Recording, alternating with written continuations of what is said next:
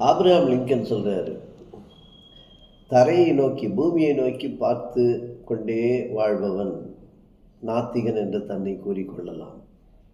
ஆனால் வானத்தை பார்க்கிறவன் எப்படி கடவுள் இல்லை என்று சொல்ல முடியும்? அது எவ்வளோ அழகான ஒரு காரியம் பாருங்க.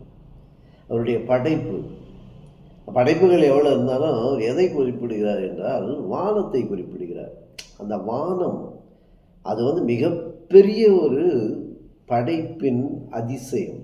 அதை பார்த்தாலே கடவுள் இல்லைன்னு சொல்ல முடியாது. கீழே பார்த்துட்டு போகிறவனா சொல்லலாம், மேல் நோக்கி பார்க்கிறவர்கள் அப்படி சொல்ல முடியாது என்று சொல்வதாக ஒரு ஆபிரகாம் லிங்கன் சொன்ன ஒரு கதை. ஒரு தாய் தன் மகனோடு ஒரு கோடை இரவில் ரொம்ப தூரம் போகிறாங்க, பயணப்பட்டு வருகிறார்கள்.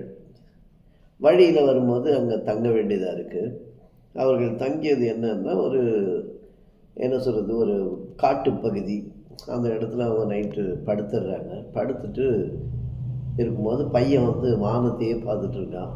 வானத்தை பார்த்து அவன் அப்படியே ரசித்த வண்ணம் இருக்கும்போது அம்மா கேட்குறாங்க, என்ன பார்க்குறாங்க? இல்லை, எவ்வளோ அழகாக இருக்குல்ல அப்படின்னு சொல்லி.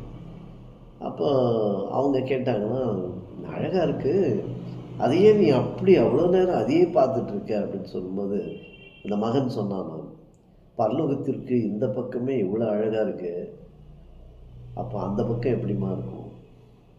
இந்த பக்கமே. அப்போ வானம் என்பது எதை காட்டுகிறது என்றால், கடவுள் இருக்கின்ற பரலோகத்துக்கு இந்த புறம்.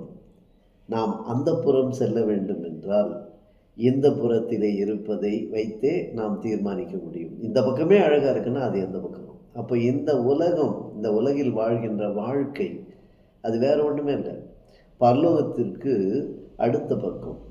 இந்த பக்கத்தில் இருக்கிறதெல்லாம் ரசிக்க ஆரம்பிச்சோம்னா, இந்த பக்கத்தில் இருக்கிறதெல்லாம் உணர ஆரம்பிச்சோம்னா, இந்த பக்கத்தில் இருப்பதையெல்லாம் நாம் அதனுடைய அந்த படைப்பின் ரகசியத்தை அறிந்து கொள்ள அடுத்த பக்கம் இருக்கும் பரலோகத்தின் மேன்மையை நம்மால் அறிந்து கொள்ள முடியும்.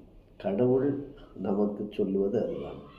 ஏனென்றால் வானத்தையும் பூமியையும் படைத்த கடவுள், அவரிடத்திலிருந்து எனக்கு ஒத்தாசை வரும் என்று வசனம் சொல்கிறது. படைப்பாளர் நம்மை படைத்தார், நாம் அவரை புரிந்து கொள்ள வேண்டும்.